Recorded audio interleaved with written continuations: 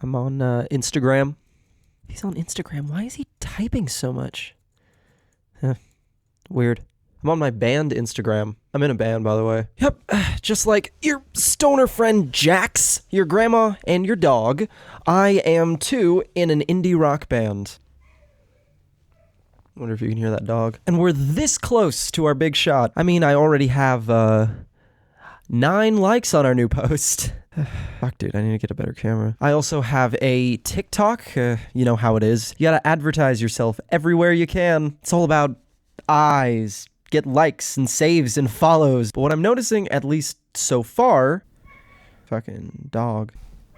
Can you guys hear fucking dog getting murdered outside? But what I'm noticing is that, at least so far, I'm really not getting the fulfillment I expected. On my band account, my most viewed video has 1,500 views, which isn't bad, at least for me. But besides the half second of pleasant surprise, I got the same amount of pleasure out of that video's success as for the next, which has less than 500 views. I'd say the only difference is that I felt slightly less disappointed.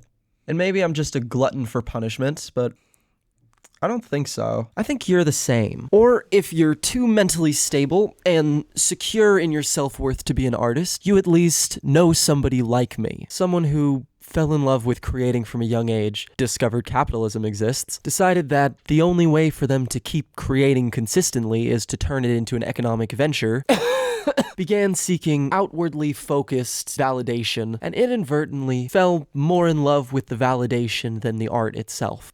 Someone like that. You've met them. I am at the point where I won't finish a song I like because it doesn't work for social media or my band. And that's crazy. Art is art, and especially for someone of my obscurity, it really is just about creation. To just enjoy making something. To just make something and enjoy making it. But I can't. I have to be seen, or at least try to be seen. Everybody's got a hungry heart.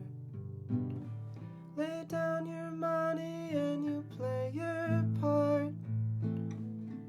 Everybody's got a hungry heart. I want to be successful. I want to be a professional. And that's true. I believe it. But I believe it a little less than I used to. My vigor has wavered. All of us want to be seen or heard more than anything else in the world. But we really just need one person to tell us that what we do is good, that we're enough. And that's fucked up. You can't put that pressure on one person. It isn't fair to them and it isn't fair to you. Feeling love. Love is wanting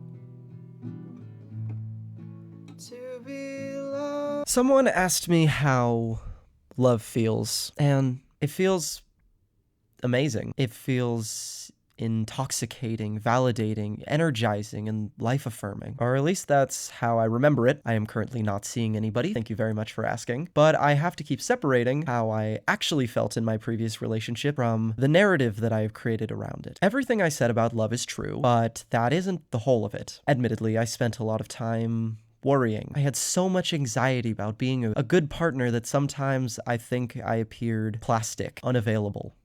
And to bring it to the topic of this video, I think it's the same for fame. I can't say from personal experience, but I think the psychology is probably similar. When you're working at a minimum wage job, playing guitar in your uncle's garage, you dream about quitting your job and touring the world, and then say you've made it. There are all these celebrities who wax poetic about the good old days when they had nothing but a shitty apartment and a dream. And it's like, shut up, dude. It was so great that donate all your money to charity and live a shoebox. That's not what I'm talking about.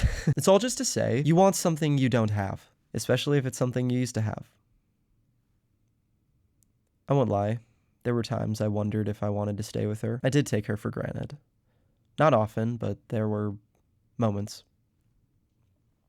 To the sea with the clearest view, and she's hooked to the silver screen, and the films of the saddening more, for she's lived it 10 times or more. I think I could do it.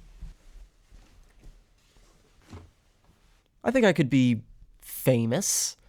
The cameras and the interviews and the craziness, it doesn't seem that bad. I mean, it looks like it sucks, but I think I'd be able to deal. I think I'd be good in interviews, be nice to fans, and be able to have healthy personal relationships. But maybe that's the kind of hubris that would spell certain disaster in the form of a live television meltdown or a bigoted Twitter rant. Who's to say? Who's to say?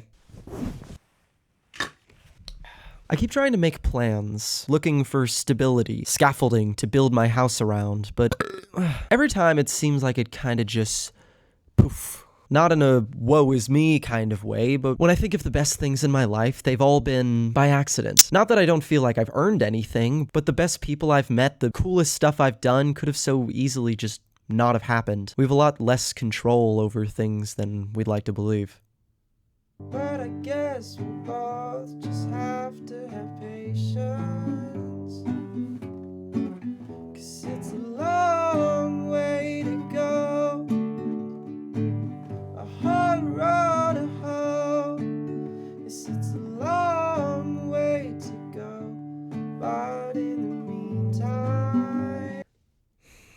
So, do we want adoration, or do we just want connection? I want to be important. I want to be remembered. I want to change people's lives for the better. Or maybe I just think I want that, because that doesn't require anything from me. I don't have to be emotionally available for a million people to think they're my friend. It's safe. If some dude stops listening, it doesn't matter. You didn't know they were listening in the first place. It's so much more vulnerable to want one person to care about what you do than 1,000. So we crave fame. We hide behind anonymity while plastering our face everywhere we can. We create a version of ourselves for consumption that we allow to be debased by the uncritical masses. We stare at a face on the screen that looks exactly like us, but isn't us.